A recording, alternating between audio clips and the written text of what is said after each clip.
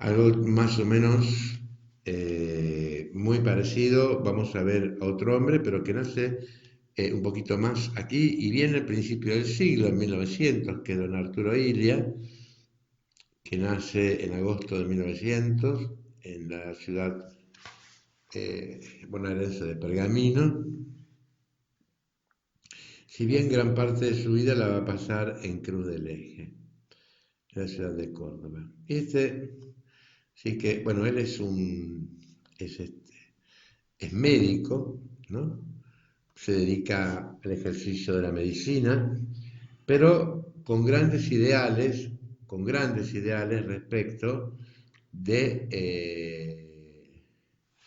la justicia social y fundamentalmente de la libertad económica de la Argentina con respecto a los Estados Unidos. Se puede decir que don Arturo Illia es un gran enemigo de los grandes capitales norteamericanos y lo paga muy caro a eso. Lo vemos militar en el partido radical para ir abreviando un poquito, digamos, más detalles de su vida, el Partido Radical, cuando también se forma esa escisión entre los radicales y los radicales intransigentes.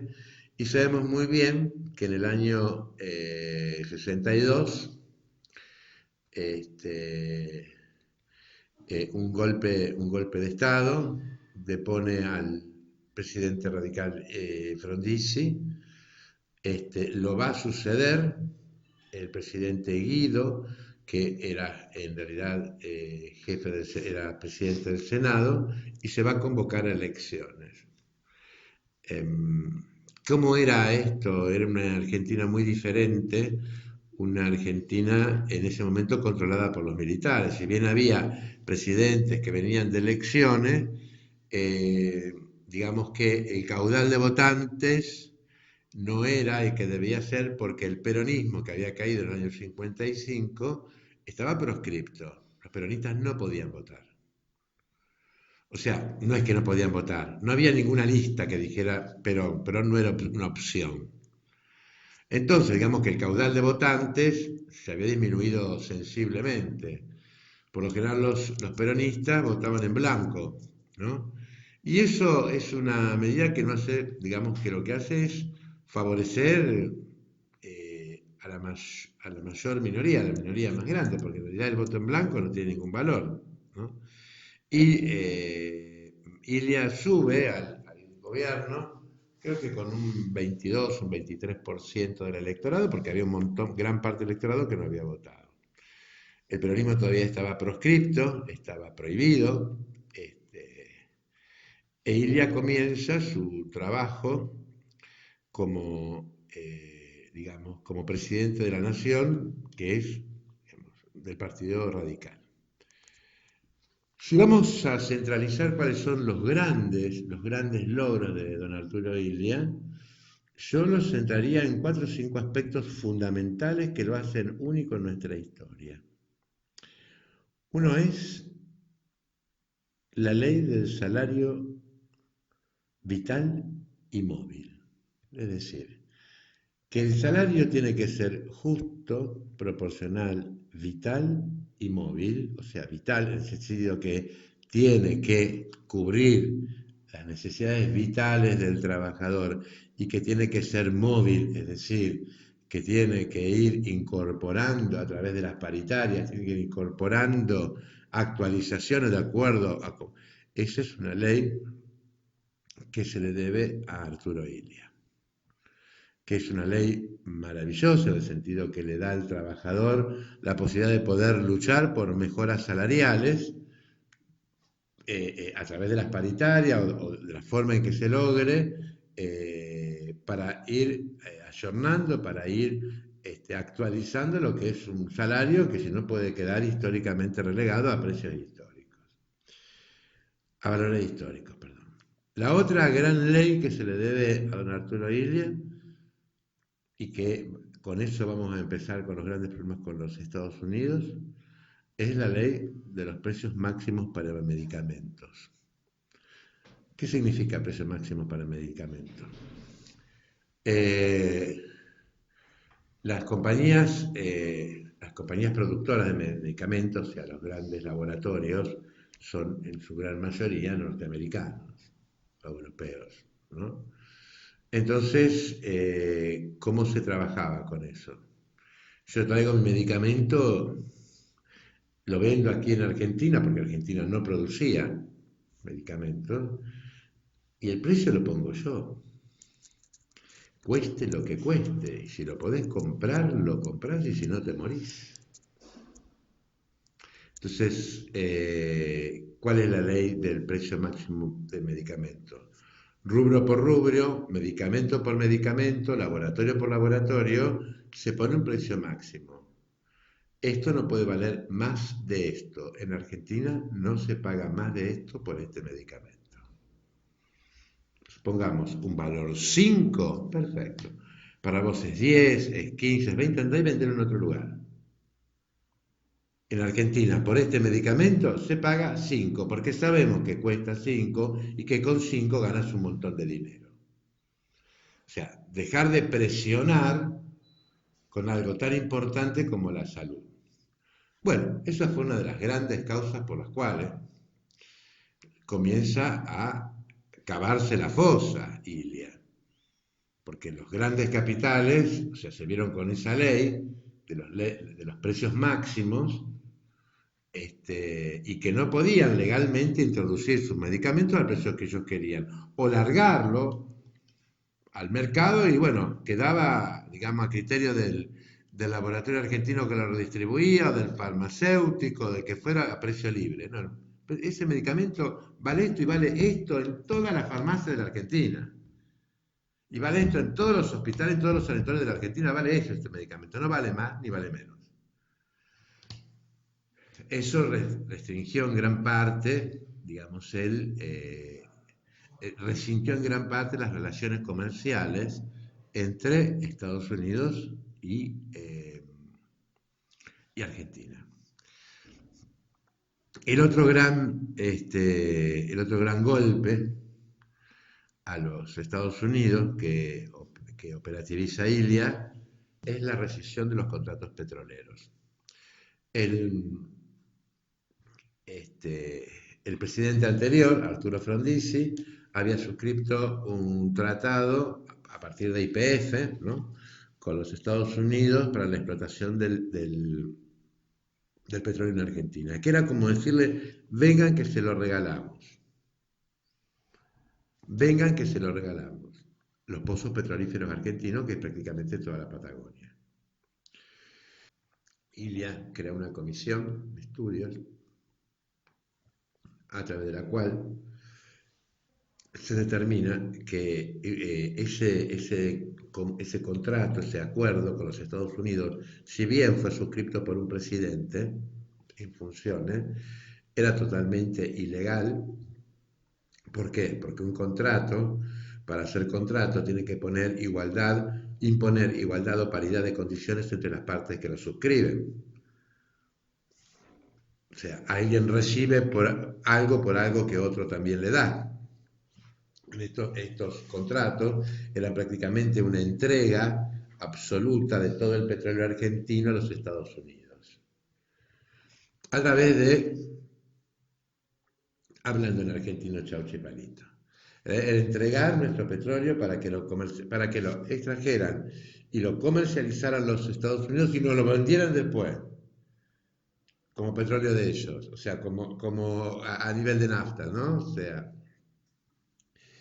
si bien esto pasó por distintas apelaciones que hizo los Estados Unidos al Tribunal de la Haya, etcétera, etcétera, quedó así. Amenazaron con restringir las inversiones de Estados Unidos en Argentina.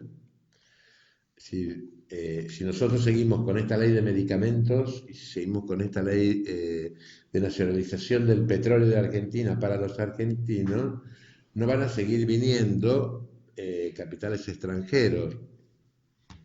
Hablando en criollo, chico, no se le movió un pelo. Eso queda así.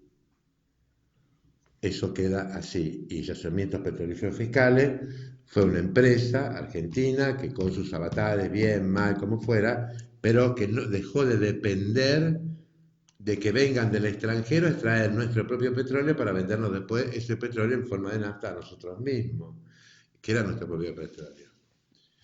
Y el cuarto punto, quizá uno de los más importantes, los que a mí me interesa mucho por mi profesión, durante el gobierno de Ilia se contó con el mayor presupuesto educativo de la historia argentina. Es decir, el presupuesto se llegó a que el 23% del presupuesto nacional anual del país fuera dedicado a la educación. Si no tenemos ese antecedente, por lo general lo que el Parlamento vota para la educación, si llega al 10 o al 12%, hoy en día es mucho, y así también es la educación que tenemos. Pero Ilia es, digamos, un poco el autor del momento de gran esplendor de la educación argentina y sobre todo de la universidad argentina. Por eso, una de las primeras cosas que va a hacer Onganía cuando lo depone a Ilia, en 1966, es la famosa Noche de los Bastones Largos. Es decir, entrar a las universidades apaleando, ¿cierto? Y echando a profesores que eran cerebros, realmente eran genios universales, que estaban enseñando en Argentina, y alumnos. Se llamó la Noche de los Bastones Largos, cuando las Fuerzas Armadas entran a las universidades para vaciarlas de docentes y de alumnos. Eso fue como reacción a qué? A que durante el gobierno de Ilia el sector universitario, terciario, el sector de la preparación de los profesionales, había sido uno de los sectores que más se había privilegiado con un gobierno que privilegiaba la educación pública. Eh, eran muchos los atentados.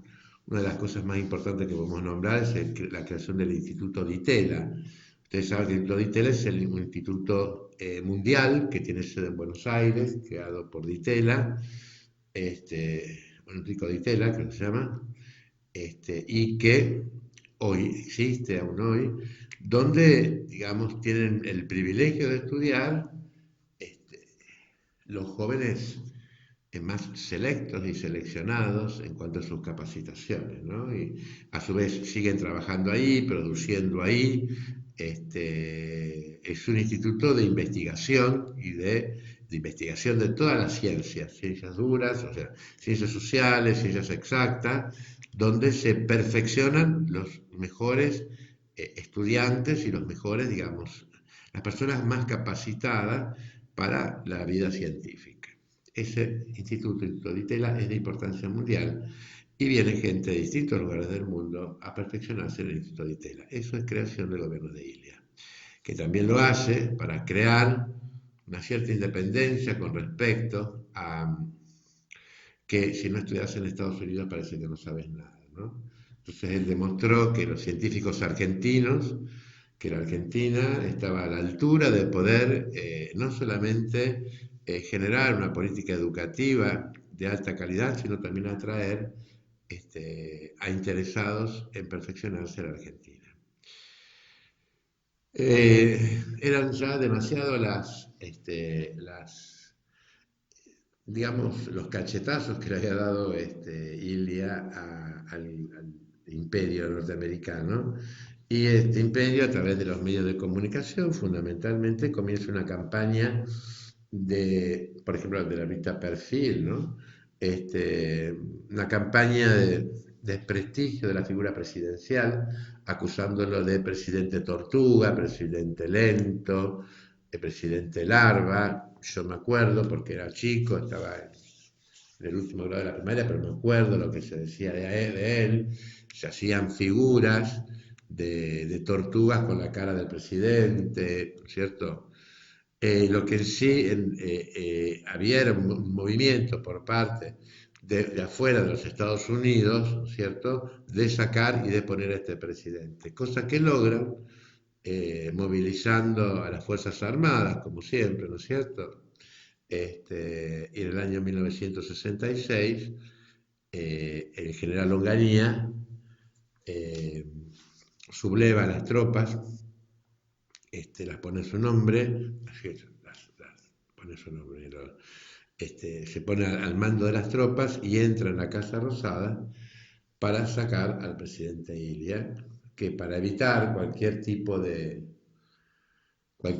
digamos, de desmanes, no ofrece resistencia, la gente que podía defenderlo a él era muy poca, porque en realidad los militares los tenían todos de su lado, y hay una foto que yo les digo, si la pueden ver, una foto extraordinariamente humillante, que creo que muchos argentinos la han visto, que se lo ve a Ilia, que lo sacan a empellones, como si fuera un asesino de la Casa Rosada, y uno que le tira así de la oreja, ¿no? Esa fue lo que quedó para la historia.